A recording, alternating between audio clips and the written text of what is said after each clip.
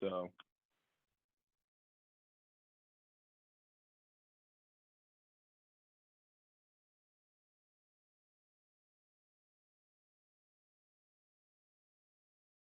all right. So again, welcome. Before we start off for an outlook, I do want to start from a quick moment of reflection. So 2023, this presentation and the information today was created or sponsored through Cetera Investment Management. Cetera is the broker dealer through which I work through, but they also have an investment management department that provides wonderful commentary and as well as outlook that you're going to see today. This is from their most recent quarterly recap for 2023. Last year was a stellar year for equities, fueled by an artificial intelligence boom within big tech, coupled with weaker inflation. The S&P 500 soared 26.29. We're looking at the Bloomberg U.S. aggregate bond. That's most of your bonds within the portfolio. We saw a total return or a year-to-date return of 5.53 at the end of 2023. The recovery went into overdrive after Federal Reserve signaled in mid-December that the end of its rate hike tightening cycle and opened the door to potential 2024 rate cuts beginning as early as March. Paramount in the Fed's pivot decision away from future rate hikes was a continued progress of reducing inflation back towards their 2% target. Fed's preferred measure of inflation, which is the core personal consumption price, or the PCE, that index slowed to 3.16% year over year in November. That was the lowest reading since March of 2021. However, the core PCE price index rose just 1.87 annualized over the last 6 months. Core inflation metrics such as this one strip out volatile food and energy categories. The S&P is in the progress of emerging from a corporate earnings recession within third quarter 2023 earnings per share growth, coming in at 3.0%, widely surpassing initial estimates for a 1.1 contraction. Early fourth quarter earnings per share consensus estimates call for earnings growth of 2.1%, which would cap 2023 with an overall 0.5% EPS contraction, followed by an estimated 10.6 earnings growth for 2024. So reflecting in summary, market last year, S&P 500 was positive for 2023. Again, 26.29%. Bonds were at 5.53 for the U.S. aggregate bonds. Other indices were all positive as well. So switching gears into the 2024 outlook, we'll take a moment and have an idea what Cetera has to share for us for that.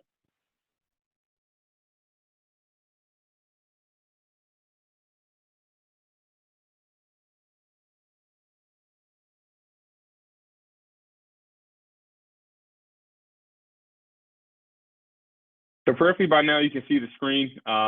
The theme for most of this year, 2024, is from foe to friend. If you joined us for a previous market outlook, especially in 2023 or even in 2022, the Federal Reserve was seems to be more of a foe than a friend. But as you heard in the 2023 outlook, the most recent recap, there were signals that the Fed may be reversing their course and taming inflation from rising rates to possibly cutting rates through 2024. So a few things, Fed goes from foe to friend. Secondly, the economy cooling into a potential soft landing. That's going to address some of the scary R word that we're always afraid to mutter, but addressing the recessionary concerns, the recessionary fear. And then market volatility will provide opportunities would be the third theme for 2024. So the Fed has had headwinds to markets and the economy. That jargon headwind is similar to being on a plane or on a flight.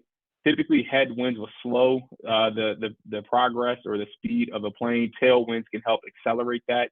So whenever you hear the word headwind, think of something that's going to cause a slowdown or a deterrence to the growth of the market or the economy. A tailwind would be something that can help accelerate the pace or the speed of growth or recovery in the markets and the economy. So previously, they have been a headwind with the rising interest rates or aggressive rate hike. But in this environment, we could possibly see them shift from a foe or a headwind to a friend or a tailwind. But the main question is, when will the Fed cut rates? So we've heard signals or we see signs that they may cut them, but by how much and when is always the uncertainty. So when we look back at historically, as you're looking at this chart, we're looking at the Fed funds target rate starting from early or mid 1990s to most recently 2023. And you can see historically, rates have been very high back in the 90s and early 2000s. And typically what you see in those gray bars is when there's recessionary periods, one of the ways that the Federal Reserve will stimulate the economy is through cutting those rates. And you can see from 2008, since the global recession, they haven't had much of an aggressive or any rate hike up until about 2016 or 17. So we were in extended periods of low interest rates, which helped really bolster the economy from what we've seen as the longest expansion in U.S. history. In 2020, we had COVID-induced type of recession where, again, they cut rates aggressively to help stimulate the economy. And shortly after rise of inflation from 2020 to 2021, they began their aggressive rate hike. So what you'll see as recently as 2021 or 2022, that is a very steep hill to climb up, right? So they were aggressively raising rates until July of 2023, where they announced that they were going to be pausing the rate hike cycle that they were in. So economically, studies show that it typically takes 6 months or up to a year to feel the full effect of a full percentage interest rate hike. So seeing how aggressively they raised rates in the last 2 years, economically, we still haven't seen the full effects of those interest rate hikes. So there's still a concern of a recession, although signs of signals or things are showing that a recession, although it's still possible, we believe it either could be slight or mild in the worst case scenario. So not necessarily as catastrophic as the earlier 2008, but there is a chance that always a chance that recessions could happen, but we believe it to be mild. Part of the reason we believe that is because of the labor supply. When we look at the ratio of job openings to unemployed job seekers, there's still about 1.5 jobs available for every job seeker that's in the market looking for an opportunity. And, when you think of a recession, one of the largest influences to a recession is that of the consumer, right? The consumer confidence, consumer spending, employment, wages, so on and so forth. So one of the largest metrics, associated with recessions is unemployment, the rate of unemployment. And at the moment, you still see a lot of help wanted signs and things along those lines in the labor market. So there's still a plethora of jobs available for those that are seeking employment. And typically when you have available jobs, low unemployment, if there's no concern about a loss of income or loss of job, you typically have fairly comfortable or confident consumer spending, as they're not too concerned about any change in their income or status of employment. So theme number 2 is the economy cooling into a potential soft landing. So there's always a chance, as I said before, of a recession, but not all recessions look the same. Every recession is not going to be harsh as what we've seen in 2008 or 2009. There is a potential that we could see a cooling recession or even a mild recession in the worst case scenario.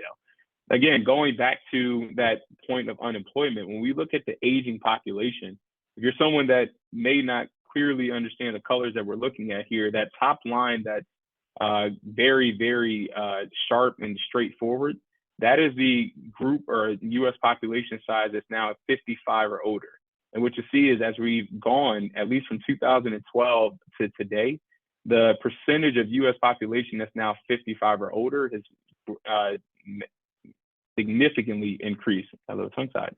But that blue number, 25 to 54, people like me, have had percentages kind of stayed the same. So what that's saying is, most of our U.S. population is getting into an age where they're transitioning out of the workforce.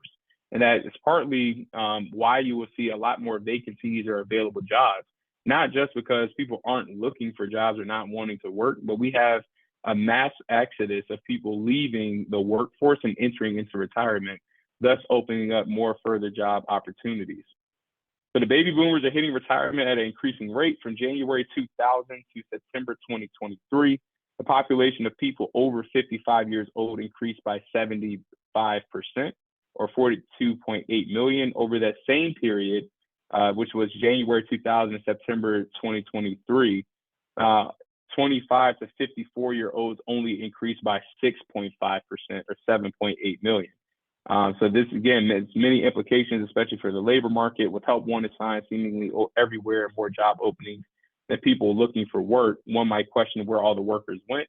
Again, the sign is people are aging and entering into retirement. So, aging population could also serve to lower long-term bond yields as this demographic shifts from stocks to bonds. Lower bond yields are a catalyst for growth, not to mention good for bond prices and thus bond returns. What you can also see is the dollar values that are being spent in certain areas of our economy, right? Construction spending, where there's more spending on construction, the more projects being constructed, there's more job opportunities for labor and things along those lines as well. So there are more opportunities for money to be made and jobs to be available. So theme number 3, market volatility will provide opportunities. I know emotionally it's very uncomfortable to endure market volatility, but when we look every year, this is a chart showing from 1980 to most recently 2023, there isn't a year that you don't see any type of loss during the year. In fact, every year you typically have some type of correction or market drawdown. And in that box there, in 1980 to 2022, the average annual max drawdown was 14.3%. So in some, your average loss per year is a loss of 14.3. However, the average total return per year is 12.9%. So goes back to the rhetoric, the repetitive rhetoric. Long-term results, you're always going to make money if you stay disciplined to stay invested in the market. Every year, there's something that's going to cause some type of correction. But why we say this is going to be an opportunity is because if you're someone that has cash on the sidelines for making a decision to possibly protect from the losses that we've seen in 2022 or any year prior, timing getting back into the market where there are volatile days or volatile months could be an opportunity to see more rapid growth as we see any type of recovery.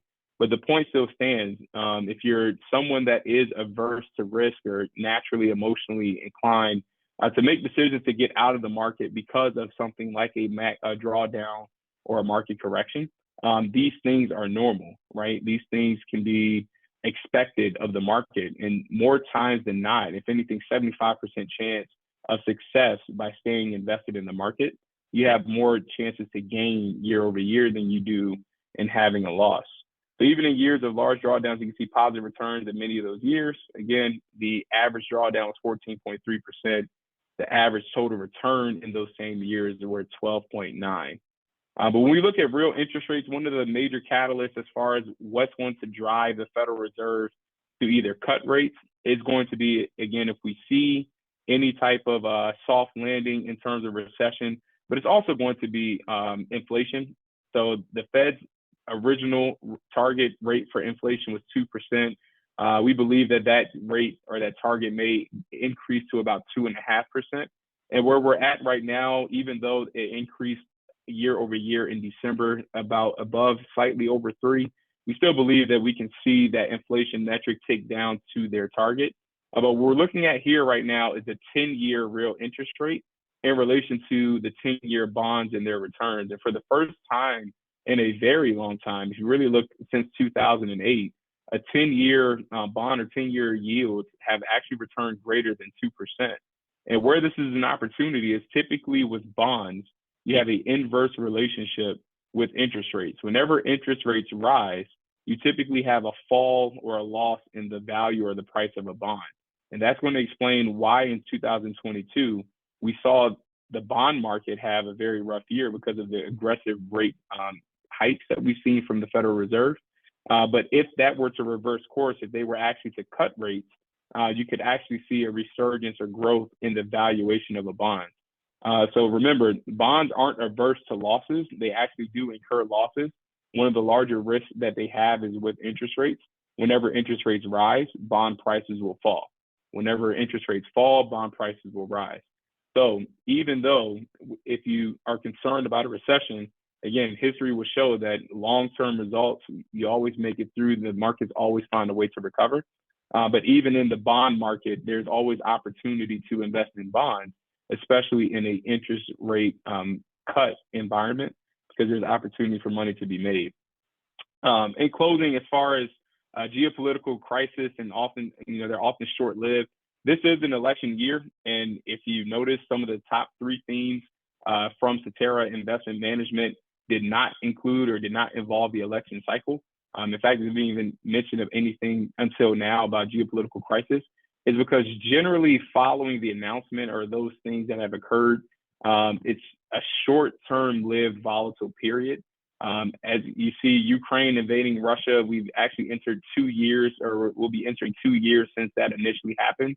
And when you look at the 1 day, 1 month, and 1 year return, generally you have a positive full 1 year return. We haven't quite gotten to that February mark, but even 1 day or 1 month after that, you saw a positive return. So although that's only focusing on geopolitical crisis, by the second quarter, we'll have some information or visuals to give you an idea of what to expect in election years. I understand that sometimes for individuals, what influences their investment behaviors is the makeup of the political party of our Congress. But there are plenty of different illustrations of things to show that although election cycles or election years do increase the volatility, especially leading up to election day, studies will show that shortly after elections or after market cycles, the market really doesn't have a strong influence on the political makeup of Congress or anything along those lines. So this slide is really just to reiterate that although things may happen, things will occur, tensions may rise, reactions to war and things along those lines. From a market and an investing standpoint, investment metrics, they don't have much bearing on the outcome of the market, as much as other things that they do influence or impact. So with that, try to keep it short. 20 minutes. We're going to give you your time back. I do thank you for joining the experience this afternoon. If there are anything that you have questions on, I will pause for a quick Q&A session. But I do encourage you to utilize the QR code at the bottom of your screen where you see the webinar recap. That will point you to my Calendly, where you can schedule a time to have more of a one-on-one conversation, to take a look at your investment portfolio and complement to the outlook of the market. Maybe now is a good time to readjust. As we said, we saw a strong fourth quarter for 2023 that really bolstered a lot of gains. Maybe now is a good time to capitalize on taking those gains and moving those into a safe and secure place within your portfolio. Maybe now is a good time to go risk on, as we're possibly not fully through the recovery. Maybe it makes sense to readjust and take more risk in your portfolio if you're more of a long-term investor. Or maybe now is a good time to going back to the gains, positioning that for income if you're expecting to start to take money out of your retirement. Nonetheless, I do encourage you to take action. One of the ways you can do that is through utilizing the QR code on the screen. So I'll stop talking, grab some water, and check that Q&A. So please feel free to jot down any questions that you have. Someone asking me to schedule a portfolio update. Absolutely. I will be reaching out to you after this, so can't wait.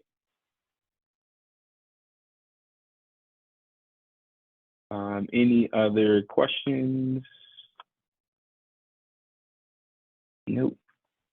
All right. So with that, I will bid you all a great afternoon. Thank you so much again for joining us. And I'll be reaching out. Be on the lookout for the replay, which you can find either on YouTube or on my business website, marcus.ceterainvestors.com.